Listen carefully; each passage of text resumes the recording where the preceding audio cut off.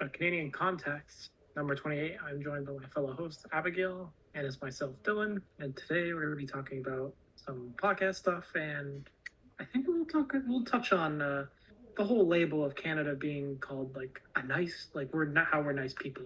It's the best way I can Yeah. describe it. Yeah. So I wanted to start off this episode by sharing that I was a guest on another podcast. I kind of forgot about it.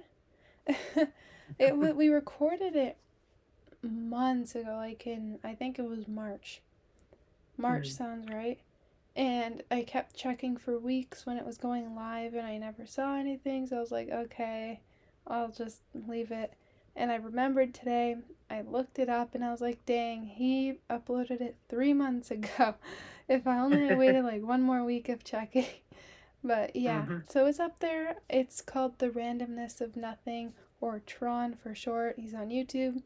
So yeah, you can check out that episode. I talk about this podcast, my business, my books, my education. So yeah. And speaking of books, I'm going to do a little self promotion. I just finished the second book of my Lincoln School of Magic series, and that's going to be on Amazon soon. So, yay. Anyways, I mean, how has it been writing your own story? I love it. I've been writing books since I was 5. I talk all about this in that other podcast. Yeah. It's just always been something I've gone to, and I don't know why, because I've never been like a passionate reader. I've always just written. I love Right. Mm-hmm. creating more than consuming, and that's with everything. Like obviously you can tell with everything I do. I do way too much. Like I create Mm-hmm. a podcast and I don't listen to podcasts. Not really. I listen to the Shane Dawson podcast. Um, and I write, but I don't read very often. It's rare. Um, and I create buttons, bookmarks, bags, t-shirts, all that. Like Yeah. I love creating. So, yeah, it's been really fun. And Mm-hmm. I love the whole idea of just creating my own world and letting my imagination go wild. It's Mm-hmm. my favorite part. And letting others experience that has just been like a lifelong dream. Like throughout all of my teen years, I always wanted to publish, and um yeah, it finally happened. I got my first story published when I was 18 by Inventio Publishing, and it's just gotten better. Yeah, I've thanks for always asking. I've always wanted to do my own like story, but like I just feel like I would get burnt out quickly because I just get like bored of doing it or something like that. Yeah, well, it took me 4 years to write the second book Yeah. because it's true. Like, well, I write and then you get writer's block and then you lose all your Mm-hmm. motivation and it can take months to get back into it. And I'm in Mm-hmm. writing groups on Facebook and everyone experiences the same thing. But yeah, not just writer's block, but lack of motivation, feeling burnt out, not having the time for it, you know? But it can take years. And Mm-hmm. for example, J.K. Rowling, it took her almost 10 years to write the first Harry Potter book. Jeez. Yeah. But then after that, she coughed them up every couple of years because the money was coming Mm-hmm. in. But yeah, so the first book in Lincoln School of Magic, I wrote it in 3 months. I did Right. a chapter a day. That was my Mm-hmm. thing. Um, or it was, yeah, well, that was kind of what I did. There's not that many chapters, but I worked on it every day. Right. Yeah. But yeah, 3 months it was done, and I started the second one immediately. And I worked on it for like a week straight, and then the Mm-hmm. motivation's gone. And I've been working on it sporadically until now, almost 4 years later. Mm-hmm. It was, I started this book in January 2022. So, no, it hasn't, three and a half years. Yeah, I'm just doing final editing right now, but yeah. But also, I'm gonna make the first book free on Amazon for a bit. What Right. after I release the second one, so keep an eye That on makes that. sense. Yeah. Yeah, so yeah, I recommend you check it out. It's good to get it while it's free to see if you actually like it. But honestly, the second book's better than the first, so you just have to pull through. It'll get better. I mean, that's usually how it is with TV shows and everything. You gotta get through that first season. That's true. Like, and I was watching I'm still watching Shameless. I finished the first season and then I just stopped watching for months. I was like, that's actually not very entertaining. But then I picked it up again and now I'm just watching it every day. Like, it just gets better. So. I know you make fun of me for it, but my friend at work, he got me back into, like, I used to watch Naruto as a kid back in, like, grade 8 because all my friends were watching it. And my friend at work got me back into it, and I restarted it. I'm just skipping all like the stupid filler episodes, but he's like for me, it's like after that first season, it was so boring. But now that I'm on season 2, it's so much more like just fun to watch. Yeah, because I watched the first episode and I actually got so triggered watching it. I never watched anime ever again. Not like a. Yeah, it's that first season. It's supposed to set everything up, but it's very it's pretty boring. Yeah, that's the thing. Like with the beginning of all these stories, you gotta set the scene. You gotta meet the characters and all that, right? Like not much happens. Sorry, go ahead. Oh no, I was done. Oh, I was gonna say, thing is too, season 1's always the lowest budget, so you're gonna get like the crappiest. That's true. Because now that I'm on season 2, some of like the fights or whatever, they're already more animated than they were in the first season. Yeah, but now like looking back on my first book, there's a lot I wish I could have changed about it now that I'm working on the second. But it's just part of it. I mean, all authors feel like this. They wish they could change something. Even J.K. Rowling, she once said that she wishes she had Harry and Hermione end up together, which I'm glad she didn't. She also at one point wanted to kill off Ron. Damn. But she didn't, yeah. Right? Well, I actually I like killing off characters. It hurts me, but also I love the lore. And what kind of got me into that? I was reading this fanfic. This is the fanfiction that got me into Harry Potter. I read fanfic before I read the books. Or I've seen the movies, like I just read the fanfic. And it made me cry. I was bawling my eyes out for like a half an hour at the end of that fanfic. And I'm like, I want to write a story that will make people cry. So I kill off lots of characters. You know, I just want to capture that emotion. I feel like the best thing authors need to understand. It's not just all authors, but books or whatever that have life and death in it. They need to realize that I feel like the main characters, they should still be human. You know what I mean? They should still have a chance of dying. Yeah. Yeah, I'm not gonna spoil anything about my series. I know, the main characters shouldn't always survive. And I get you're supposed to center your story around the main character, which is fine, but a lot of shows and a lot of books, it's just the main character. For instance, Harry Potter, bro just survives everything. Yeah.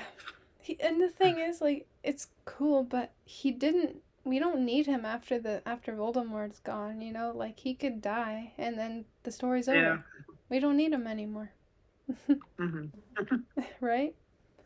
It's true. Yeah, is there a movie or anything you can think of where the main character dies? Ooh. I'm sure they exist. I'm trying to think. There probably is one. But they usually die at the end, you know what I mean? Yeah. Well, you need the main character throughout the story. Yeah. You can't just kill them in the middle of the movie, because then what happens during the rest of the movie? Yeah. So yeah, like that's why they don't usually die. But also getting close to death really builds that suspense and excitement. Right. Yeah, that's true. Mhm. Anyways, I'm very excited about this second book. It's like it's completely insane. Hmm. Yeah. I'm so sad about the first one now. I just wish I could do better. Hmm. Oh well, it's already done. I mean, like, I'm wondering, like, do some have some authors ever like done remakes of like their first book or something like that, or um no? They just leave it. It's like, oh, it's like a learning point for you me. can like that's when like first edition, second edition comes in. Like when you have Yeah, a true. textbook, you read a textbook, you have to get like the ninth edition. It's like that. They rewrite it to update it. But those are Yeah. textbooks. Okay. So they do that more often Hmm. because it's academic and they have to stay up to date. Stories, creative writing, they don't usually do it. Hmm. Like I could, but I already like people already have hard copies and stuff and I can't update those. No, yeah, that So, makes sense. I don't want to change the story online, Hmm. but they still have the physical copies. I wonder where those books are now. Who knows? I've Probably in sold like a. many. I mean, I'm hopefully on a bookshelf, and not just like Hopefully in a read. box. You know what I mean? I hope people read them. Like I know what at my last book fair you were there. This girl bought To Love Again, which is my romance book, and she was so excited to read it, and that just felt really, really good. She Hmm. was like, I want to go home right now and read this. Like, that was so nice. It's just a really good feeling. And I hope I didn't let her down.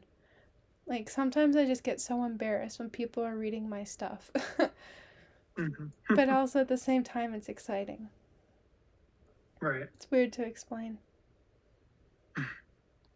We've been talking about this longer than I expected, but Well, that's okay. yeah, I'm very excited about it. Hmm. Thing is, though, like, I haven't sold anything directly off of Amazon. I sell the physical copies myself.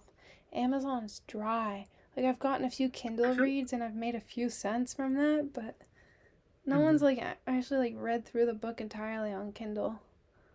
Because I'd It's make probably a because couple like bucks from that, but not a lot of people use. I would say. I mean, I might be wrong, but I don't know if people use Amazon for like getting books. They probably would go to their local bookstore, or I don't know. That just might be me. I don't know. well, they use it for Kindle. And all of Right. my Yeah. Yeah. books are on Kindle Unlimited, so they can read them for free on Kindle. And I get paid Right. per page that they read. Hmm. That's why I've only made a few cents, because no one gets past page 2.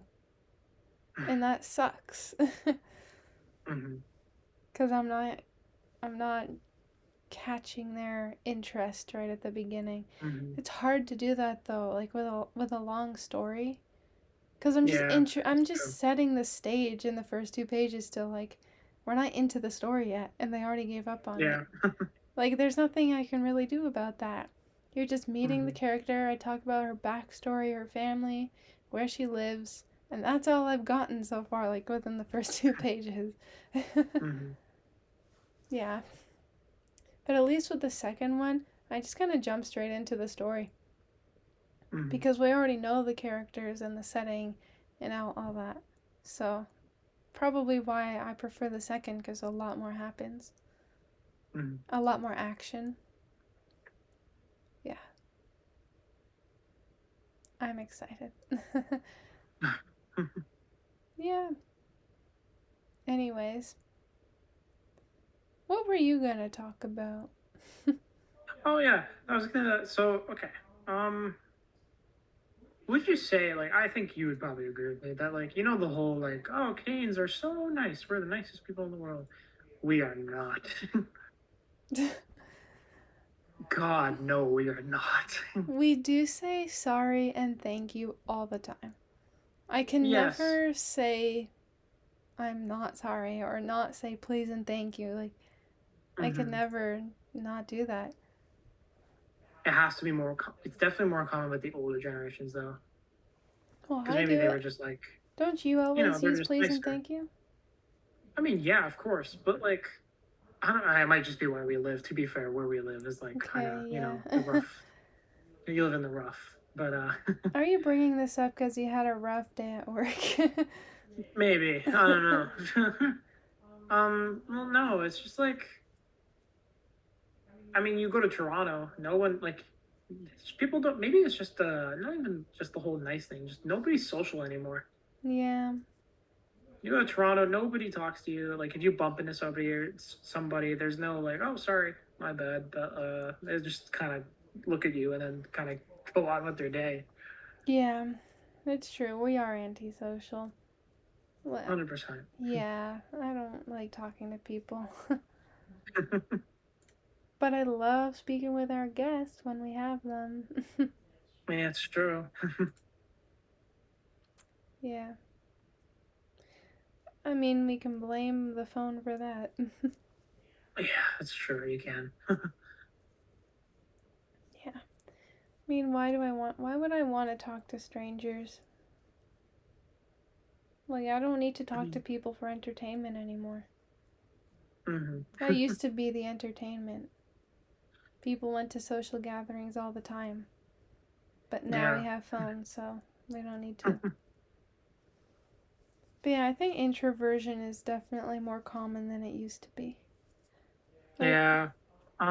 It's more not like accepted, but it feels like it's more accepted now. yeah, it's really normalized. I'd say the Yeah. majority of the population is an introvert now. Extroverts are Yeah. rare. But back in, like, say, the 1900s, early 1900s, everyone was an extrovert, and introverts were Yeah, you kind of rare. had to be. Yeah. Well, how could you just sit at home all day looking out the window? Like, no TV. No, didn't. I don't think they had radio yet. Even, like, thinking back in Murdoch times, there was no I'm pretty radio. sure radio was early 1900s, so it Well, depends. they don't. If you're rich, probably. Maybe, yeah. But they don't. It's not mainstream. Like, they don't have them in the Mm-hmm. police station or anything. Oh, I know what you mean. Yeah. Yeah. Like, there was music, I guess, but you were Mm-hmm. limited to the records that you had.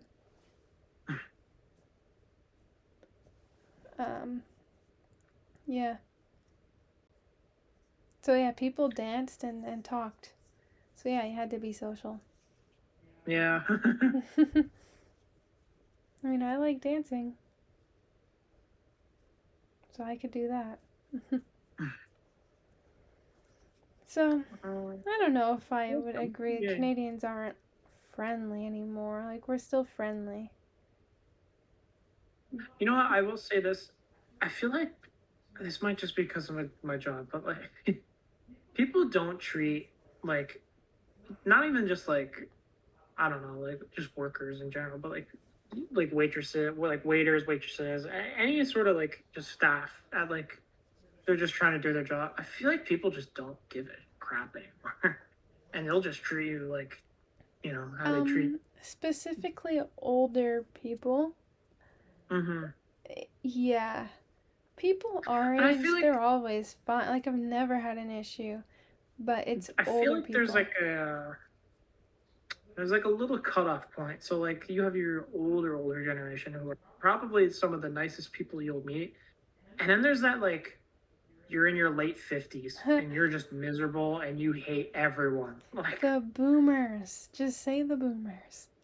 but boomers also are in their 60s stuff. I mean, like the ones that had like maybe I'm just talking about Gen X.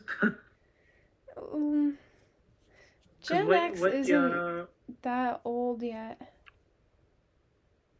The I'll just look up boomers were real quick. in 1965, I believe, was the cutoff. So Yeah. they'd be 60. So. Yeah, I feel it because like Gen X's are usually in their 50s right now. 40s and 50s. 40s and 50s, and they're. Yeah. I feel like they're maybe like the not so nice generation. It depends. I don't know. Yeah, I guess I'd say like Gen X and boomers have the most issues with people our age. I Hmm. guess they're just jealous that we're young. They're past their prime. Yeah, the only thing left to look forward to is retirement. For real. Okay, I thought that there were like a crazy amount of job openings because the boomers were retiring, but all of a sudden there's not. Like, I feel like remember it's that? because, yeah, it's because boomers are still staying at their jobs because they need to keep things Uh, afloat at their. But it's also once a boomer leaves the job, usually they'll hire in house or it's just a. Now there's 60,000 people who want your job yeah. Yeah, that's because there's true. We've just too had, many of, like, yeah. yeah, it's an immigration boom, but we've already talked about this. Yeah. I don't want to get One into it fix again. one fix they could do is I feel like schools like should offer like a thing like, oh, if you graduate like with a pretty decent like, average mark like let's say 70s and 80s or not like or 80s and above, let's say, I don't know, something like that, or just you pass or whatever, or just you sign up for something, but Okay. you should be able to like kind of integrate into the workplace through your school. You said a whole lot of nothing. I did say a whole lot of nothing there, but like schools should have like just programs. Let's say programs where like you can like once you graduate, you can then go into the workplace like pretty much right away. Okay. Well, yeah. Like partner, This like let's works. say like company A partners up with this school or whatever, and then yeah. Yeah, I do agree with that. Like, companies should make a deal to hire a certain amount of graduates every year, you know? Mm. And then that could bring like deals like not brand deals, but like let's say I don't know Mohawk College for instance partnered up with I don't know Air Canada, and like through the aviation program, you can just select like 10 graduates per year or something like, or just Mm-hmm. something like that. Because just that little bit would help. But not even like for a full time permanent role, but just for an apprenticeship. Just Literally, or it take could them just on be for for an apprenticeship and experience. then you Like, can kick them out. But mm-hmm. because all they need is the apprenticeship, that's the hardest part. Once you have that, there are lots of jobs. That's true. But that's what I don't understand. Like, if the demand is so high for licensed mechanics, why are they not hiring apprentices? Like, they gotta start somewhere. I think it's because they don't want to. They either don't want to pay people who are like train who want to train, or they just people don't want to train. Yeah, but the training really doesn't last long. Like, No, it don't. after, I'd say a month or two, you really start to get the job. And, Although some jobs like aircraft mechanics, kind of that does take a while because you have to learn so much. But yeah, you are right though. After a while, you kind of just all right. You know how to do that, so just apply it to something new, and then yeah. Like, you don't plus have to you're be working with a babysat. team. Like, Yeah. Like, to me, I feel like companies would be all over apprentices because it's an excuse to pay them less to do the same work, mhm. right? But, Plus it would kind of encourage teamwork with like younger or just with apprentices in mm-hmm, general in any workplace that has apprenticeships. mm-hmm. Yeah, it's too bad it's not like that. No, They just want someone to jump straight into it. I know. But they have to pay them more. Like, that's what I don't get. Like, an apprentice, you could pay an apprentice $20 an hour and they'll Mm-hmm. happily do the job. But if you want, like, an experienced mechanic with over 10 years experience, you gotta pay them like a solid $40 an hour. You I know think what it's I because they mean? don't want to deal with the headache and possible like mess ups of said like Yeah. Well, that's apprentice. I don't BS know. because anyone can make mistakes no matter That how is true. experienced you are. Mm-hmm. Yeah. Plus, it's like if you bring in fresh apprentices, you might get more out of that because they're bringing a fresh mindset to the workplace. Yeah. It's not like oh, here's your guy who's worked in the field for 40 plus years. Yeah. Well, that's what happened like when I got hired at my first job. The owner, well, it wasn't really my first job, but I heard her speaking to someone else saying like, Oh, I love hiring people like who have never worked before because they don't have any bad habits from anywhere else. Mm-hmm. You know, fresh brain, clean slate. Yeah. Mm-hmm. I don't know. Maybe we're just not designed to be recruiters because we would do it the right way. Anyways, I think we should wrap this up. Yeah. But great conversation. Check out my Mm-hmm. books. Check out the Tron podcast that I was on 3 months ago as of today. So keep that in mind. Mm-hmm. Yeah. Thanks for tuning in. Yes. As always, take it easy. Yeah. We'll see you in the next one.